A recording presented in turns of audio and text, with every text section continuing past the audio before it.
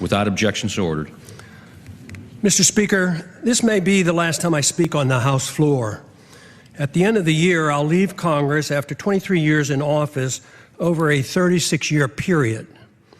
My goals in 1976 were the same as they are today: promote peace and prosperity by a strict adherence to the principles of individual liberty. It was my opinion that the course of the U.S. embarked on in the latter part of the 20th century would bring us a major financial crisis and engulf us in a foreign policy that would overextend us and undermine our national security. To achieve these goals, I sought the government would have had to shrink in size and scope, reduce spending, change the monetary system, and reject the unsustainable costs of policing the world and expanding the American empire. The problems seem to be overwhelming and impossible to solve, yet from my viewpoint, just following the constraints placed on the federal government by the Constitution would have been a good place to start. Just how much did I accomplish? In many ways, according to conventional wisdom, my off and on career in Congress from 1976 to 2012 accomplished very little. No name legislation, no name federal buildings or highways, thank goodness. In spite of my efforts, the government has grown exponentially, taxes remain excessive, and the prolific increase of incomprehensible regulations continues. Wars are constant and pursued without congressional declaration. Deficits rise to the sky. Poverty is rampant, and dependency on the federal government is now worse than any time in our history. All this with minimal concerns for the deficits and unfunded liabilities that common sense tells us cannot go on much longer. A grand but never mentioned bipartisan agreement allows for the well-kept secret that keeps the spending going. One side doesn't give up 1 penny on military spending, the other side doesn't give up 1 penny on welfare spending, while both sides support the bailouts and the subsidies for the banking and the corporate elite. And the spending continues as the economy weakens and the downward spiral continues. As the government continues fiddling around, our liberties and our wealth burn in the flames of a foreign policy that makes us less safe. The major stumbling block to real change in Washington is the total resistance to admitting that the country is broke. This has made compromising just to agree to increase spending inevitable, since neither side has any intention on cutting spending. The country and the Congress will remain divisive since there's no loot left to divvy up. Without this recognition, the spenders in Washington will continue to march toward a fiscal cliff much bigger than the one anticipated this coming January. I've thought a lot about why those of us who believe in liberty as a solution have done so poorly in convincing others of its benefits. If liberty is what we claim it is, the principle that protects all personal, social, and economic decisions necessary for maximum prosperity and the best chance for peace, it should be an easy sell. Yet history has shown that the masses have been quite receptive to the promises of authoritarians, which are rarely, if ever, fulfilled. Should we have authoritarianism or liberty? If authoritarianism leads to poverty and war and less freedom for all individuals and is controlled by rich special interests, the people should be begging for liberty. There certainly was a strong enough sentiment for more freedom at the time of our founding that motivated those who were willing to fight in the revolution against the powerful British government. During my time in Congress, the appetite for liberty has been quite weak. The understanding of its significance negligible. Yet the good news is that compared to 1976, when I first came to Congress, the desire for more freedom and less government in 2012 is much greater and growing, especially in grassroots America. Tens of thousands of teenagers and college-age students are, with great enthusiasm, welcoming the message of liberty. I have a few thoughts as to why the people of a country like ours, once the freest and most prosperous, allowed the conditions to deteriorate to the degree that they have. Freedom, private property, and enforceable voluntary contracts generate wealth. In our early history, we were very much aware of this. But in the early part of the 20th century, our politicians promoted the notion that the tax and monetary system had to change. If we were to involve ourselves in excessive domestic and military spending, that is why Congress gave us the Federal Reserve and the income tax. The majority of Americans and many government officials agreed that sacrificing some liberty was necessary to carry out what some claim to be progressive ideas. Pure democracy became acceptable. They failed to recognize that what they were doing was exactly opposite of what the colonists were seeking when they broke away from the British. Some complain that my arguments make no sense, since great wealth and the standard of living improved for many Americans over the last 100 years, even with these new policies. But the damage to the market economy and the currency has been insidious and steady. It took a long time to consume our wealth, destroy the currency, and undermine productivity, and get our financial obligations to a point of no return. Confidence sometimes lasts longer than deserved. Most of our wealth today depends on debt. The wealth that we enjoyed and seemed to be endless allowed concern for the principle of a free society to be neglected.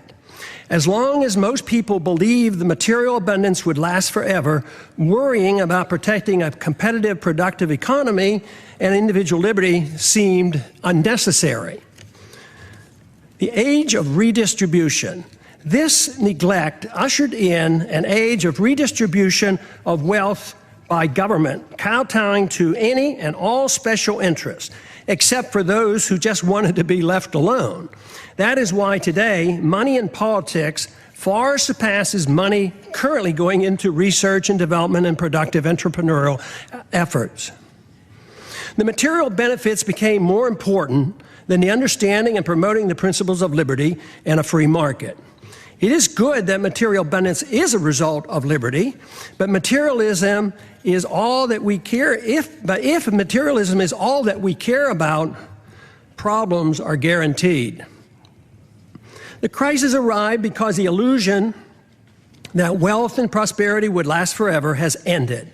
Since it was based on debt and a pretense that debt can be papered over by an out-of-control fiat monetary system, it was doomed to fail. We have ended up with a system that doesn't produce enough even to finance the debt, and no fundamental understanding of why a free society is crucial to reversing these trends. If this is not recognized, the recovery will linger for a long time. Bigger government, more spending, more debt, more poverty for the middle class, and a more intense scramble by the elite special interests will continue. We need an intellectual awakening. Without an intellectual awakening, the turning point will be driven by economic law. A dollar crisis will bring the current out-of-control system to its knees. If it's not accepted that big government, fiat money, ignoring liberty, central economic planning, welfareism, and warfareism caused our crisis, we can expect a continuous and dangerous march toward corporatism and even fascism, with even more loss of our liberties. Prosperity for a large middle class, though, will become an abstract dream. This continuous move is no different than what we have seen in how our financial crisis of 2008 was handled. Congress first directed, with bipartisan support, bailouts for the wealthy. Then it was the Federal Reserve with its endless quantitative easing. If at first it doesn't succeed, try again. QE1, QE2, QE3, and with no results, we try QE indefinitely. That is, until it too fails. There is a cost to all of this, and let me assure you, delaying the payment is no longer an option. The rules of the market will extract its pound of flesh, and it won't be pretty. The current crisis elicits a lot of pessimism, and the pessimism adds to less confidence in the future. The two feed on themselves, making our situation worse. If the underlying cause of the crisis is not understood, we cannot solve our problems. The issue of warfare and welfare, deficits, inflationism and corporatism, bailouts and authoritarianism cannot be ignored. By only expanding these policies, we cannot expect good results. Everyone claims support for freedom, but too often it's for one's own freedoms and not for others. Too many believe that there must be limits on freedom. They argue that freedom must be directed and managed to achieve fairness and equality, thus making it acceptable to curtail through force certain liberties. Some decide what and whose freedoms to be limited. These are the politicians whose goal in life is power. Their success depends on gaining support from special interests. We don't need more isms. The great news is the answer is not to be found in more isms. The answers are to be found in more liberty, which costs so much less. Under these circumstances, spending goes down, wealth production goes up, and the quality of life improves. Just this recognition, especially if we move in this direction, increases optimism, which in itself is beneficial. The follow-through with sound policies are required, which must be understood and supported by the people. But there is good evidence that the generation coming of age at the present time is supportive of moving in the direction of more liberty and self-reliance. The more this change in direction and the solutions become known, the quicker will be our return to optimism. Our job for those of us who believe that a different system than the one that we had for the last 100 years has driven us to this unsustainable crisis is to be more convincing that there is a wonderful, uncomplicated, and moral system that provides the answers. We had a taste of it in our early history. We need not give up on the notion of advancing this cause. It worked, but we allowed our leaders to concentrate on the material abundance that freedom generates while ignoring freedom itself.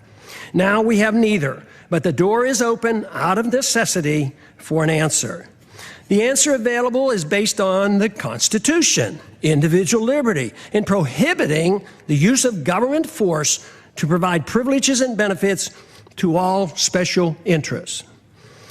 After over 100 years, we face a society quite different from the one that was intended by the founders. In many ways, their efforts to protect future generations with the Constitution from this danger has failed. Skeptics at the time of the Constitution, was written in 1787, warned us of today's possible outcome. The insidious nature of the erosion of our liberties and the reassurance our great abundance gave us allowed the process to evolve into a dangerous period in which we now live. Dependency on government largesse. Today, we face a dependency on government largesse for almost every need. Our liberties are restricted and government operates outside the rule of law, protecting and rewarding those who buy or coerce government into satisfying their demands. Here are a few examples. Undeclared wars are commonplace. Welfare for the rich and poor is considered an entitlement. The economy is overregulated, overtaxed, and grossly distorted by a deeply flawed monetary system. Debt is growing exponentially. The Patriot Act and FISA legislation passed without much debate have resulted in a steady erosion of our Fourth Amendment rights. Tragically, our government engages in preemptive war, otherwise known as aggression, with no complaints from the American people.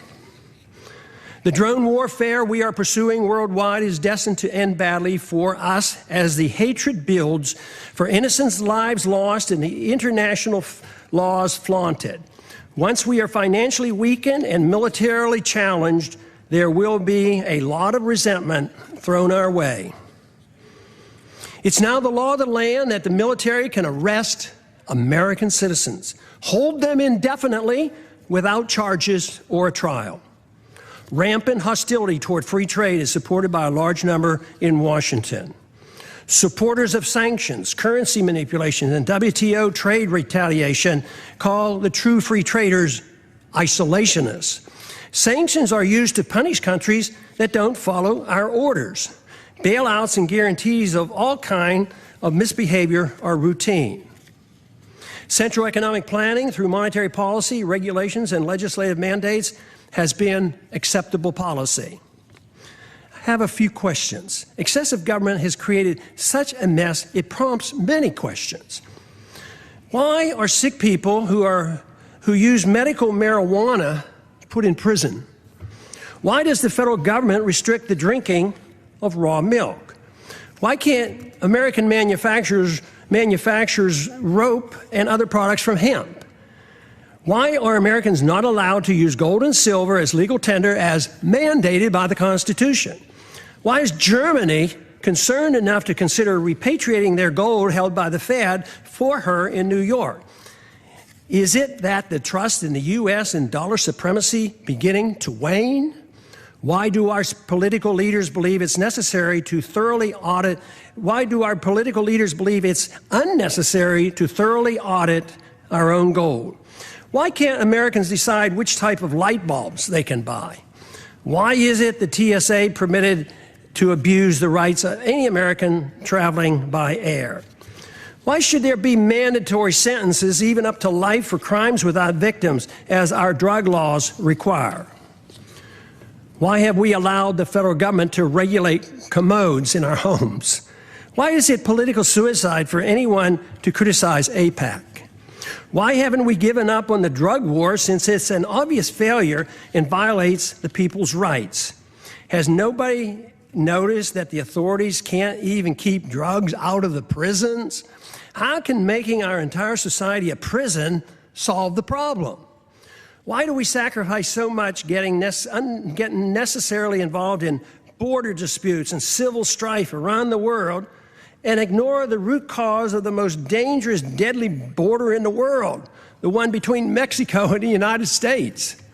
Why does Congress willingly give up its prerogatives to the executive branch? Why does changing the party in power never change policy? Could it be that the views of both parties are essentially the same? Why did the big banks, the large corporations, and foreign banks and foreign central banks get bailed out in 2008, and the middle class lost their jobs and their homes? Why do so many in the government and the federal officials believe that creating money out of thin air creates wealth? Why do so many accept the deeply flawed principle that government bureaucrats and politicians can protect us from ourselves without totally destroying the principle of liberty? Why can't people understand that war always destroys wealth and liberty? Why is there so little concern for the executive order that gives the president authority to establish a kill list, including American citizens, of those targeted for assassination? Why is patriotism thought to be blind loyalty to the government and the politicians who run it, rather than loyalty to the principles of liberty and support for the people? Real patriotism is a willingness to challenge the government when it's wrong. Why is it claimed that if people won't or can't take care of their own needs, that people in government are able to do it for them? Why did we ever give the government a safe haven for initiating violence against the people? Why do so many members defend free markets but not civil liberties? Why do so many members defend civil liberties but not free markets? Aren't they the same? Why don't more defend both economic liberty and personal liberty? Why are there not more individuals who seek to intellectually influence others to bring about positive changes, those who seek changes, than those who seek power to force others to obey their commands? Why does the use of religion to support a social gospel and preemptive wars, both of which require authoritarians to use violence or the threat of violence, go unchallenged? Aggression and forced redistribution of wealth has nothing to do with the teachings of the world's great religions. Why do we allow the government and the Federal Reserve to disseminate false information dealing with both economic and foreign policy? Why is democracy held in such high esteem when it's the enemy of the minority and makes all rights relative to the dictates of the majority? Why should anyone be surprised that Congress has no credibility since there's such a disconnect between what politicians say and what they do? Is there any explanation for all the deception, the unhappiness, the fear of the future, the loss of confidence in our leaders, the distrust and the anger and frustration? Yes, there is.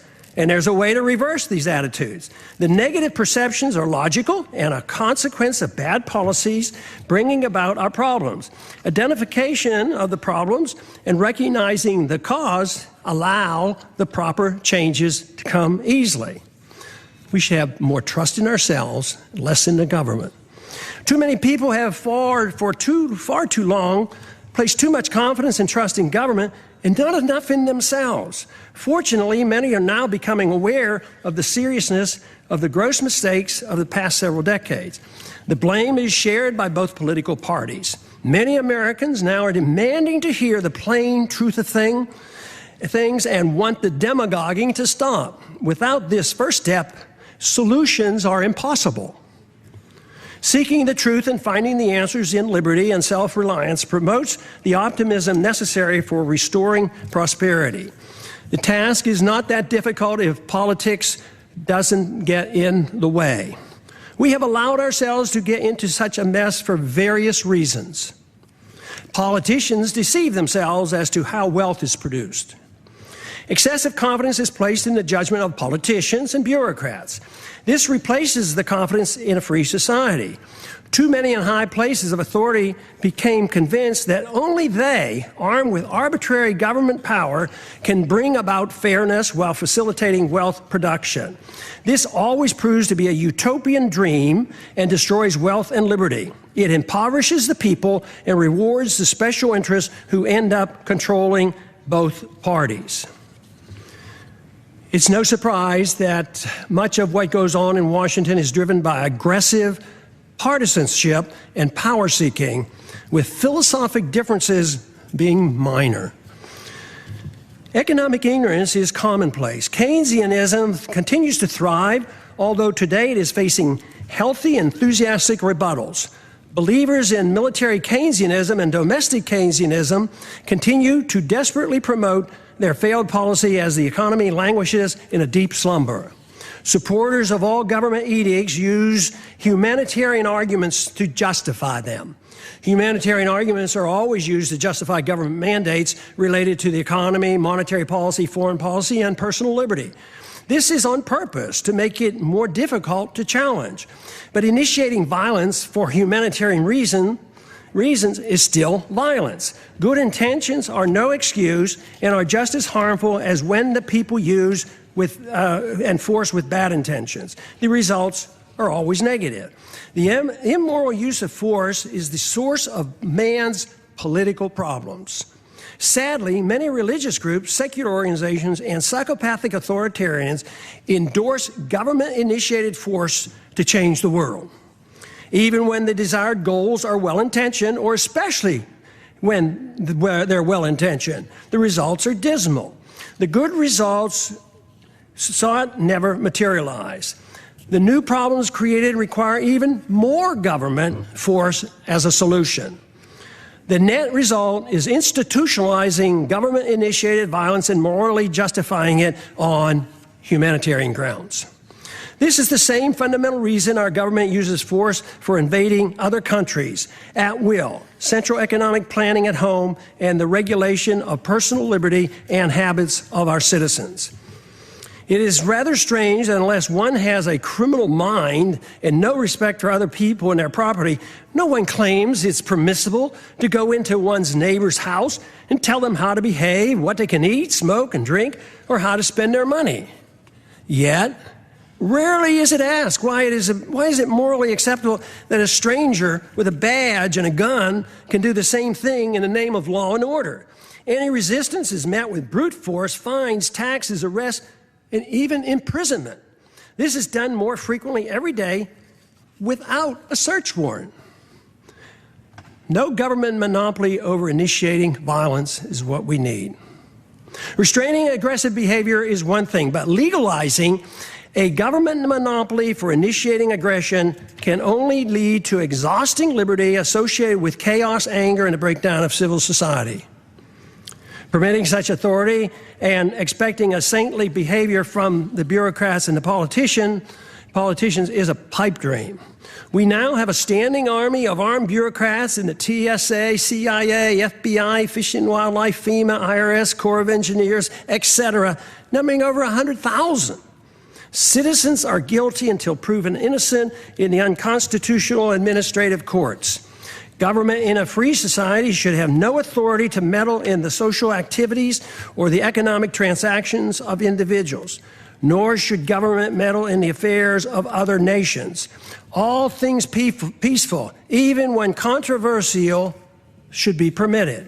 We must reject the notion of prior restraint in economic activity, just as we do in the area of free speech and religious liberty. But even in these areas, government is starting to use a backdoor approach of political correctness to regulate speech, a very dangerous trend.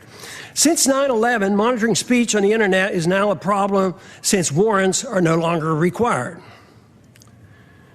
The proliferation of federal crimes. The Constitution established 4 federal crimes. Today, the experts can't even agree on how many federal crimes are now on the books. They number into the thousands. No one person can comprehend the enormity of the legal system, especially the tax code. Due to the ill-advised drug wars and the endless federal expansion of the criminal code, we have over 6 million people under correctional suspension, more than the Soviets ever had and more than any other nation today, including China. I don't understand the complacency of the Congress and the willingness to continue their obsession with passing more federal laws. Mandatory sentencing laws associated with drug laws have compounded our prison problems. The Federal Register is now 75,000 pages long, and the tax code 72,000 pages, and expands every year.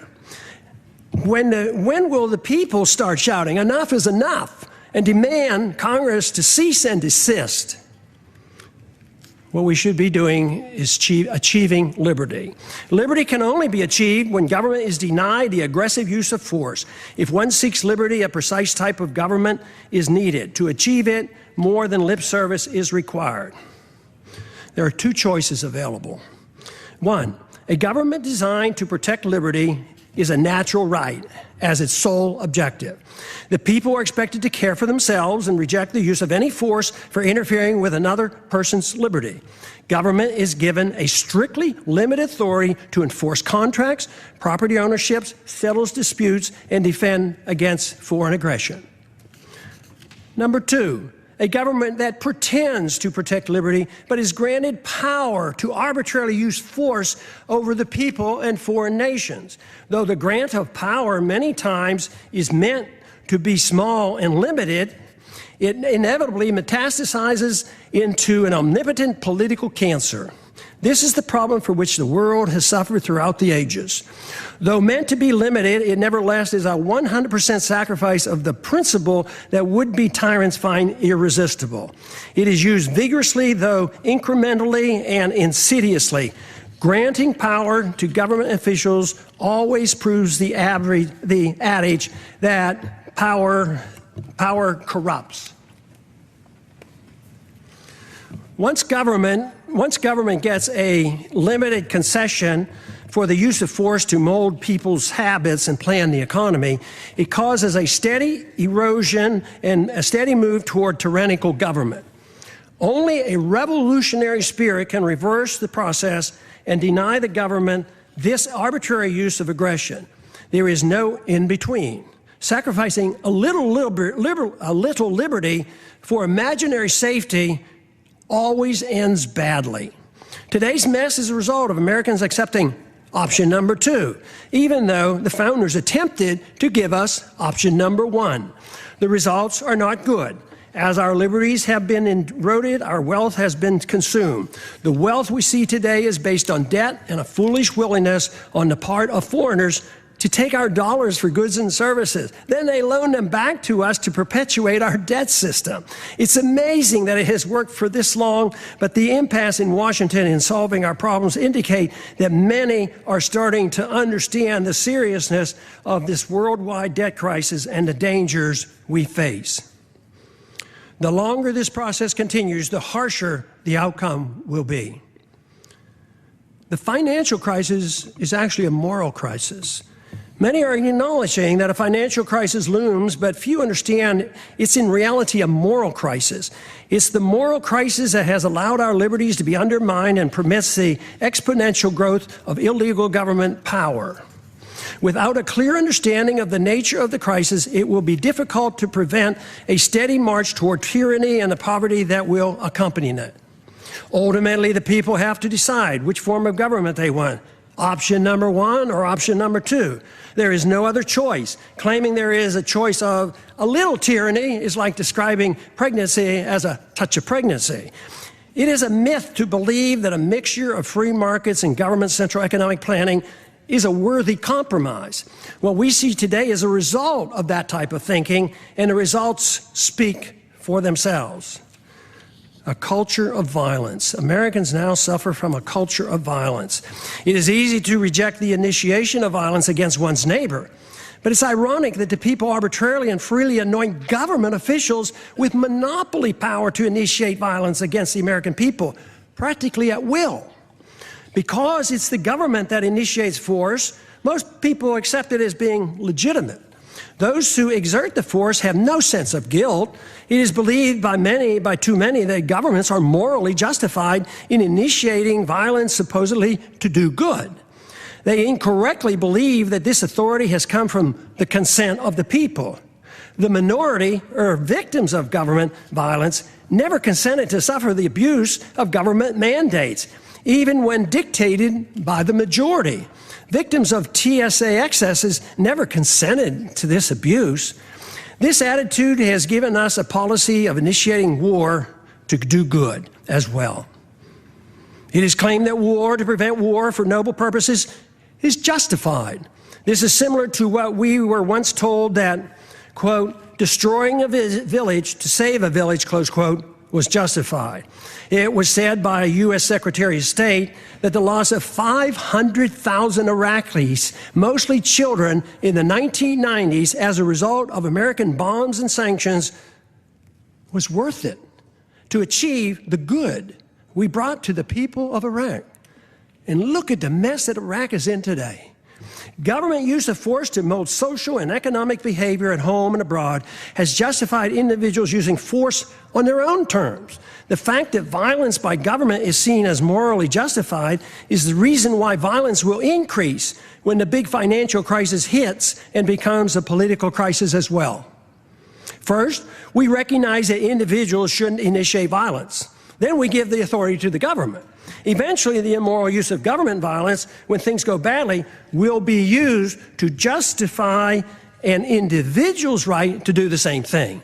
Neither the government nor individuals have the moral right to initiate violence against another, yet we are moving toward the day when both will claim this authority.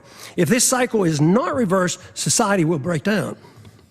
When needs are pressing and conditions deteriorate and rights become relative to the demands and the whims of the majority, it's then not a great leap for individuals to take it upon themselves to use violence to get what they claim is theirs. As the economy deteriorates and the wealth discrepancy increase, as they already are occurring, violence increases as those in need take it in their own hands to get what they believe is theirs. They will not wait for a government rescue program. When government officials wield power over others to bail out the special interests, even with disastrous results to the average citizens, they feel no guilt for the harm they do. Those who take us into undeclared wars, with many casualties resulting, never lose sleep over the deaths and the destruction their bad decisions caused. They are convinced that what they do is morally justified, and the fact that many suffered just can't be helped. When the street criminals do the same thing, they too have no remorse, believing that they are only taking what is rightfully theirs. All moral standards become relative, whether it's bailouts, privileges, government subsidies, or benefits for some from inflating a currency. It's all part of a process justified by a philosophy of forced redistribution of wealth.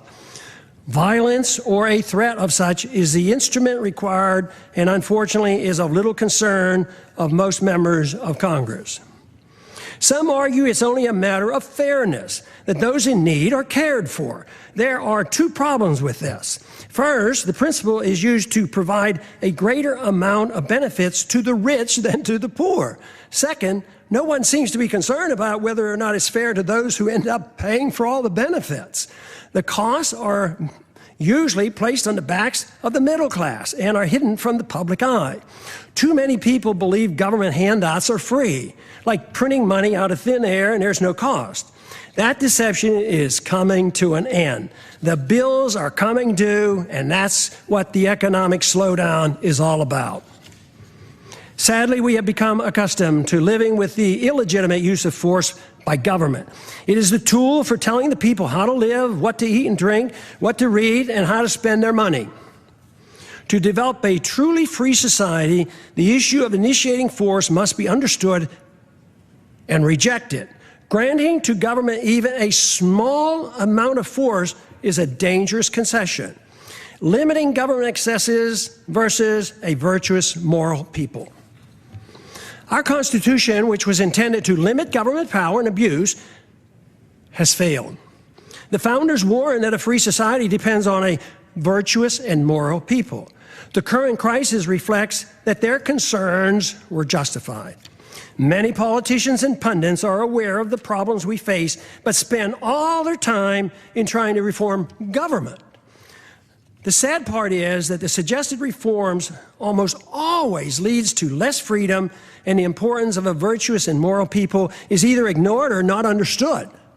The new reforms serve only to further undermine liberty. The compounding effect has given us the steady erosion of liberty and the massive expansion of debt. The real question is, if it is liberty we seek, should most of the emphasis be placed on government, reform, or trying to understand what a virtuous and moral people means and how to promote it? The Constitution has not prevented the people from demanding handouts for both rich and poor in their efforts to reform the government, while ignoring the principles of a free society.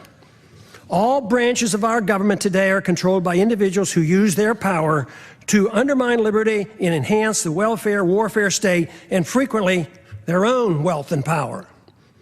If the people are unhappy with the government performance, it must be recognized that government is merely a reflection of an immoral society that rejected a moral government of constitutional limits on power and love of freedom. If this is the problem, all the tinkering with thousands of pages of new laws and regulations will do nothing to solve the problem. It is self-evident that our freedoms have been severely limited, and the apparent prosperity we still have is nothing more than leftover wealth from a previous time. This fictitious wealth based on debt and benefits from a false trust in our currency and credit will play havoc with our society when the bills come due. This means that the full consequence of our lost liberties is yet to be felt. But that illusion is now ending. Reversing a downward spiral depends on accepting a new approach. Expect the rapidly expanding homeschooling movement to play a significant role in the revolutionary reforms needed to rebuild a free society with constitutional protections. We cannot expect a federal government-controlled school system to provide the intellectual ammunition to combat the dangerous growth of government that threatens our liberties. The internet will provide the alternative to the government media complex that controls the news and most political propaganda. This is why it's essential that the internet remains free of government regulation. Many of our religious institutions and secular organizations support greater dependency on the state by supporting war, welfare, and corporatism, and ignore the need for a virtuous people. I never believed that the world or our country could be made more free by politicians if the people had no desire for freedom. Under the current circumstances, the most we can hope to achieve in the political process is to use it as a podium to reach the people, to alert them of the nature of the crisis and the importance of their need to assume responsibility for themselves. If it is liberty that they truly seek, without this, a constitutionally protected free society is impossible. If this is true, our individual goal in life ought to be for us to seek virtue and excellence and recognize that self-esteem and happiness only comes from using one's natural ability in the most productive manner possible, according to one's own talents. Productivity and creativity are the true source of personal satisfaction. Freedom and not dependency provides the environment needed to achieve these goals. Government cannot do this for us. It only gets in the way. When the government gets involved, the goal becomes a bailout or a subsidy, and these cannot provide a sense of personal achievement. Achieving legislative power and political influence should not be our goal. Most of the change, if it is to come, will not come from the politicians, but rather from individuals, family, friends, intellectual leaders, and our religious institutions. The solution can only come from rejecting the use of coercion, compulsion, government commands, and aggressive force to mold social and economic behavior. Without accepting these restraints, inevitably the consensus will be to allow the government to mandate economic equality and obedience to the politicians who gain power and promote an environment that smothers the freedoms of everyone.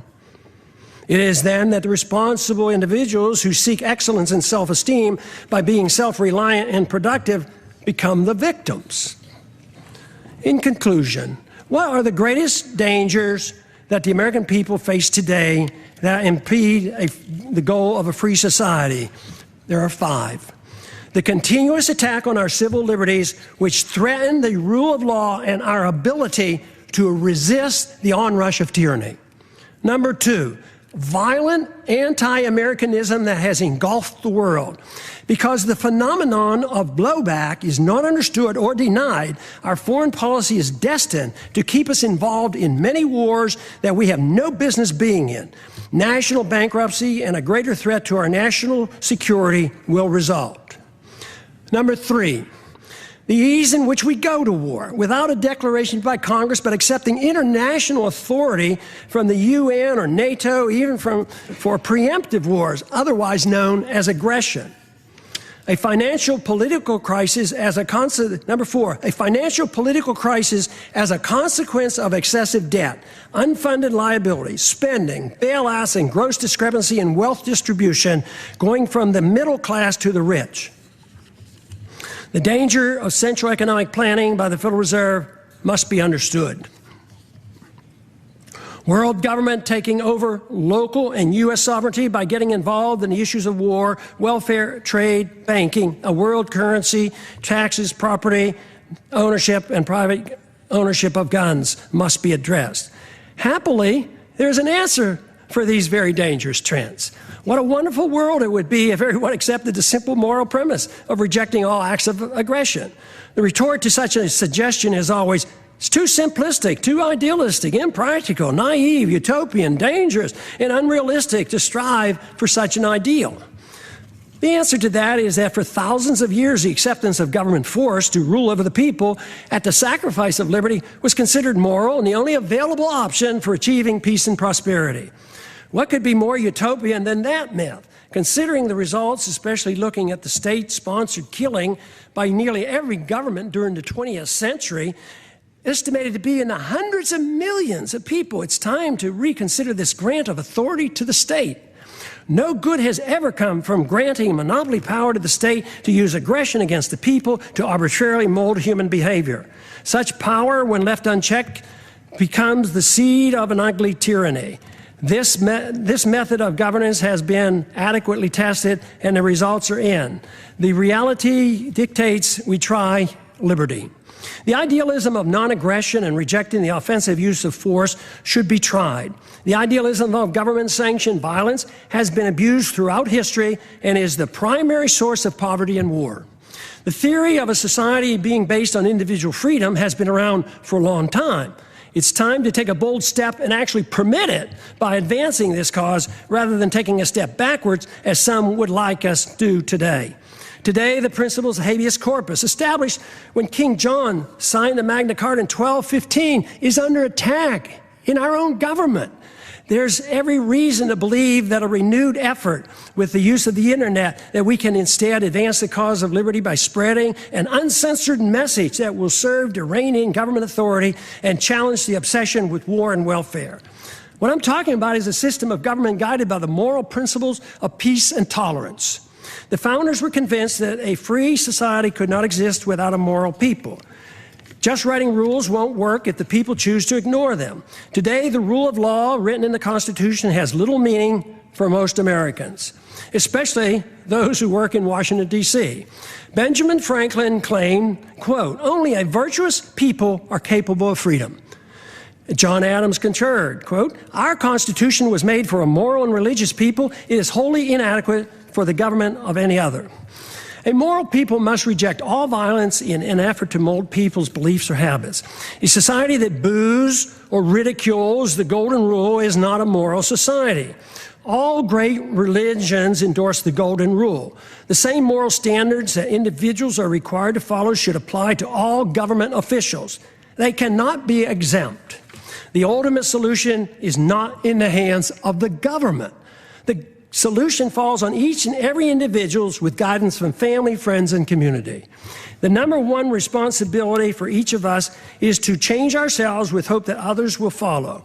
This is of greater importance than the working on changing the government.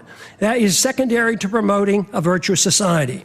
If we can achieve this, then the government will change.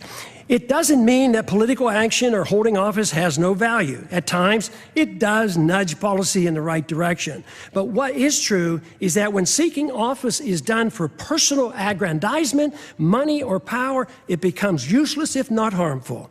When political action is taken for the right reasons, it's easy to understand why compromise should be avoided. It's also become clear why progress is best achieved by working with coalitions, which bring people together without anyone sacrificing his principles. Political action, to be truly beneficial, must be directed toward changing the hearts and minds of the people, recognizing that it's virtue and morality of the people that allow liberty to flourish. The Constitution or moral laws per se have no value if the people's attitudes aren't changed.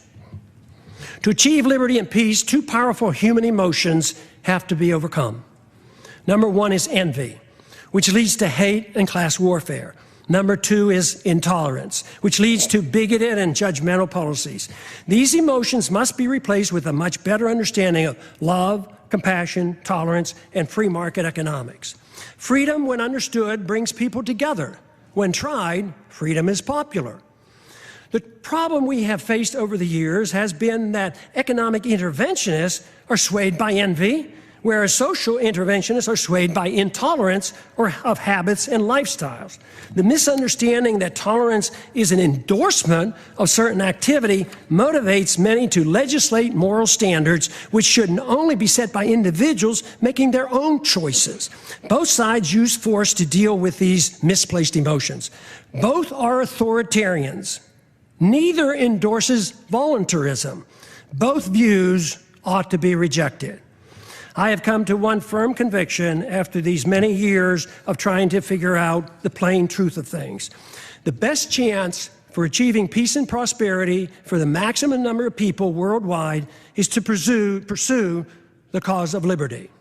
If you find this to be a worthwhile message, spread it throughout the land. And I yield back the balance of my